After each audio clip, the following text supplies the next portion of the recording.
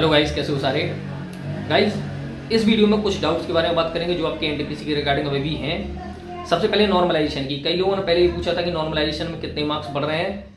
इसी चीज को लेके मैंने आप लोगों से यूट्यूब पर और टेलीग्राम ग्रुप में ये चीज बोली थी कि जितने भी लोगों का स्कोर कार्ड आ गया वो लोग अपने स्कोर कार्ड को हो सके तो मुझे इंस्टाग्राम पर सेंड करें। बहुत से लोगों ने सेंड किया और जब मैंने चेक किया तो मैंने लगभग 60 से 70 के करीब स्क्रीनशॉट देखे होंगे, क्योंकि बहुत सारे नहीं देख पा रहा था टाइम की वजह से भी। 60-70 जो मैंने चेक किए उसमें से लगभग सब अगर मैक्सिमम मार्क्स बढ़े हैं तो 15 तक बढ़े हैं, चाहे वो किसी भी कैटेगरी का रहा हो, एससी का हो, एसटी का हो, ओबीसी का हो, जनरल का हो। ज्यादा से ज्यादा मैंने अगर देखे तो 15 तक ही मार्क्स बढ़े हुए देखे हैं। जैसे किसी के 75 स्कोर है तो उसका ज्यादा से ज्यादा 90 ही तक हुआ है। तो नॉर्मलाइजेशन में मुझे नहीं लगता कि इससे भी ज्यादा किसी के बड़े होंगे। अगर हो सकता है बड़े हों, मैंने शायद चेक ना किया हो, अभी हो सकता है, लेकिन अभी तक जितने देखे उसमें 15 से ज्यादा किसी के मार्क्स बढ़े हुए नहीं देखे हैं। अब कई लोग एक ऐसे डाउट को लेकर टेंशन में, जो अभी हुआ भी नहीं है लेकिन फिर भी टेंशन में, कई लोग सोच रहे हैं कि अगर रिजल्ट रिवाइज होता है तो जिन लोगों का सिलेक्शन हो गया है क्या उन लोगों को दिक्कत होगी। आपको दिक्कत नहीं होगी। अगर रिजल्ट रिवाइज कराया भी जाता है आप सेफ रहोगे।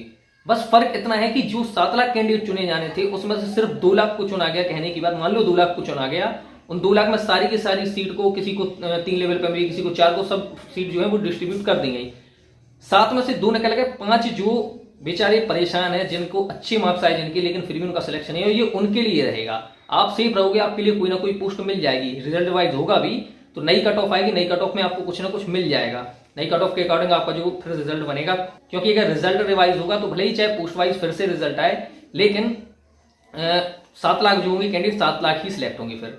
इसके अलावा बहुत से लोग ये भी कह रहे हैं कि अगर मान लो रिजल्ट रिवाइज होता है तो क्या CBT 2 समय पे हो पाएगा, या फिर नहीं भी होता है तब भी CBT 2 क्या समय पे हो पाएगा। CBT 2 की अभी के जिस हिसाब से कंडीशन है, आराम से आपका एग्जाम कराया जा सकता है। इतना भी खास कोई ओमिक्रॉन का प्रभाव नहीं फैल रहा है। माना कहीं जगह ज्यादा है, लेकिन एग्जाम सेंटर रेलवे अगर चाहे तो एग्जाम सेंटर चुन सकता है और उन पे आराम से एग्जाम करा सकता है, चाहे फीस वाइज करा दे, चाहे एक बार में जैसे 14 से लेकर 18 फरवरी के बीच में हो रहा है वैसे ही करा सकता है आराम से। और जो आपकी 5 ये डेट चुनी गई है, 14, 15, 16, 17, 18 में भी हो सकता है कि वो इसीलिए चुनी गई है ताकि आपके लेवल 2, लेवल 3, लेवल 4, लेवल 5 और लेवल 6 इन सब के पेपर अलग अलग कराए जा सकें। लेकिन यहाँ पर वही चीज है कि अगर मान लो एक कैंडिडेट 5 के लिए क्वालिफाई करता है तो वो अपने एग्जाम सेंटर पर 5 दिन थोड़ी ना रुपया कि वो 5 पेपर दे के आए, क्योंकि जैसा कि रेलवे की नोटिफिकेशन में खुद मेंशन है कि हर लेवल का जो पेपर होगा, जो आपका ऑनलाइन CBT होगा, वो कैसा होगा, सेपरेट, यानी लेवल के हिसाब से। ऐसा नहीं है कि लेवल 6 वाले का टफ है तो वही टफ लेवल 2 वाले को मिलेगा, उसको अपने लेवल 2 के हिसाब से मिलेगा। 12th वाले को 12 की पोस्ट के हिसाब से उसका डिफिकल्टी लेवल रहेगा। कुछ ग्रुप डी वालों ने भी कमेंट में पूछा ये चीज कि ये अगर रिजल्ट रिवाइज होता है, कोई डिजिटल प्रोटेस्ट होता है तो हम लोग के एग्जाम खतरे में ना पड़ जाए। ऐसा कुछ नहीं होगा यार, अगर कंडीशन सही रही आपका तो इससे कोई अभी मतलब भी नहीं है। आपको RRB NTPC से कोई लिंक ही नहीं है आपके एग्जाम का। आपका एग्जाम अलग होना है, आप में एक एग्जाम होना है, ऐसा कुछ नहीं है। आपका अलग होगा और अगर सब कुछ सही रहा तो टाइम पर ही होगा। इससे कोई फर्क नहीं पड़ेगा कि रिजल्ट रिवाइज हो रहा है, कुछ हो रहा है, आपका एग्जाम पोस्टपोन नहीं होगा। हाँ, पोस्टपोन तभी हो सकता है जब अगर ओमिक्रॉन वगैरह ज्यादा एकदम अपना सर दिखाया, अगर उससे कुछ कंडीशन बिगड़ती है तो ही ऐसा कुछ होगा, वरना नहीं होगा। और एक चीज पर्सनली मैं उन कैंडिडेट से कहना चाहूंगा जिनका अभी शॉर्टलिस्ट नहीं हुए हैं किसी वजह से, या जो भी प्रॉब्लम रही हो, थोड़ा सा पेशेंस रखो यार। अभी रिजल्ट आया है, आपकी 15 तारीख का 16 तारीख है। अगर जल्द से जल्द प्रोटेस्ट हुआ, एक हफ्ते के अंदर अंदर हुआ, तो उसका असर जो है वो भी एक हफ्ते के अंदर दिख जाएगा। यानी अगर आपका रिजल्ट रिवाइज होना होगा तो वो जहां तक है जनवरी के एंड से पहले पहले हो जाएगा, यानी आपके एग्जाम से पहले हो जाएगा। तो थोड़ा पेशेंस रखो। लेकिन एक चीज ध्यान रखना, 1,26,00,000 में से अगर ये 2-3 लाख कैंडिडेट सिलेक्ट हुए भी हैं, उनमें से भी कई हैं जो आपके सपोर्ट में। ऐसा नहीं है कि सारे लोग ये कह रहे हो कि नहीं मेरा तो हो गया, मुझे क्या करना, मैं क्यों फालतू में टांग रहा हूं। कई ऐसे भी हैं जो आपके सपोर्ट में भी हैं।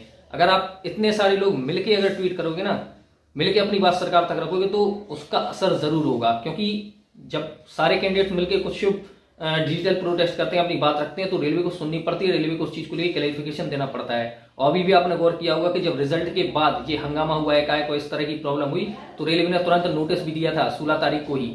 अभी मैंने RRB इलाहाबाद की वेबसाइट पर दिखा था, 16 तारीख को ही नोटिस दिया, जिसमें उसने अपने रिजल्ट को लेकर क्लैरिफिकेशन दिया कि किस हिसाब से आया है, किस हिसाब से कट ऑफ गई है, क्या सब।